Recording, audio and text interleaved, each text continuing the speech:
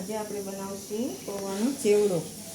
તો પૌવામાં આપણે જો 250 ગ્રામ જેવા એક થેલી મમરા લીધા છે અને આટલા દાળિયા, આટલી સિંગ, 3 મરચાં અને કળી પત્તા એટલે કે મીઠો લીમડો અને આટલી પીસેલી સાકર। હવે આપણે તળવા માટે તેલ રાખી દીધું। પહેલાંથી તેલ ગરમ થઈ જાય એટલે આપણે પૌવાને તળીએ। થોડા થોડા નાખવાના, આમ ચમચીએથી હલાવવાના। જો મિત્રો બધા આપણા પૌવા તળાઈ ગયા ને, એકદમ ફ્રાય થઈ ગયા ને, એને આપણે આમ નીકાળી દેવાનું।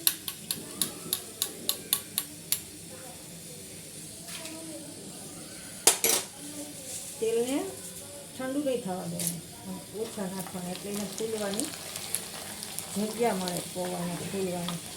જો તમે જ્યાં નાખશો ને તો તમારા પૌવા કાચા રહી જશે। તમને એવું લાગે કે તેલ બહુ જ ગરમ થઈ ગયું તો થોડોક ગેસ સ્લો ધીમો કરી નાખવાનો।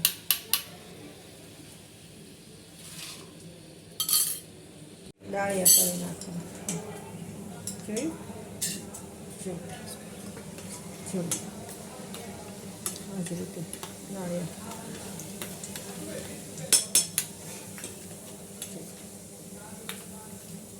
દાળિયાને થોડાક બ્રાઉન થવા દેવાનું।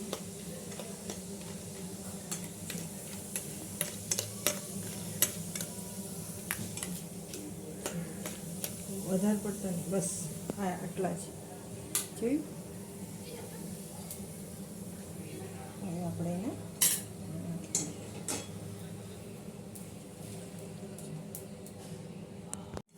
તળી નાખીએ આ રીતના। એકહારે બધી નહીં નાખવાની, થોડી થોડી નાખવાની। બધી નાખવા જઈશું ને તો કાચી રહી જાય, ઉપર ઉપર થઈ જાય, અંદર અંદર કાચી। જો અને ધીમા ગેસ ઉપર કરવાની।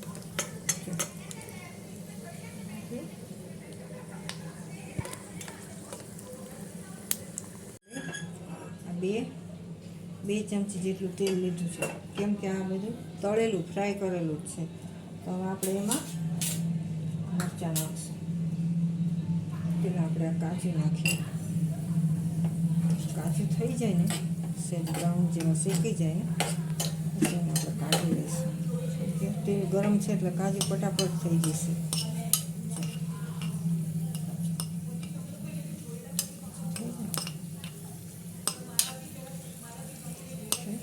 બ્રાઉન દેખાય ને તો આપણે કાઢી લઈએ। બતાવો। જો બધું આપણે મિક્સ કર્યું ને હવે આપણે એમાં લીલા મરચાં નાખીએ, કળી પત્તા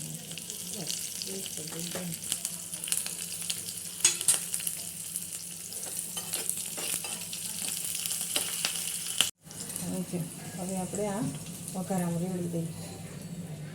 બધું નીકળ્યું ને, હવે જો સ્વાદ પ્રમાણે આપણે મીઠું નાખશું। ખાંડ તો આટલી જ નાખવાની, 1.5 ચમચી જેટલી પીસેલી દળેલી ખાંડ, બસ। હવે આપણે મિક્સ કરી દઈએ, રીતે ડબ્બામાં ભરી અને પછી આમ ઉછાળવાનું। આપણો ચેવડો થઈ ગયો તૈયાર।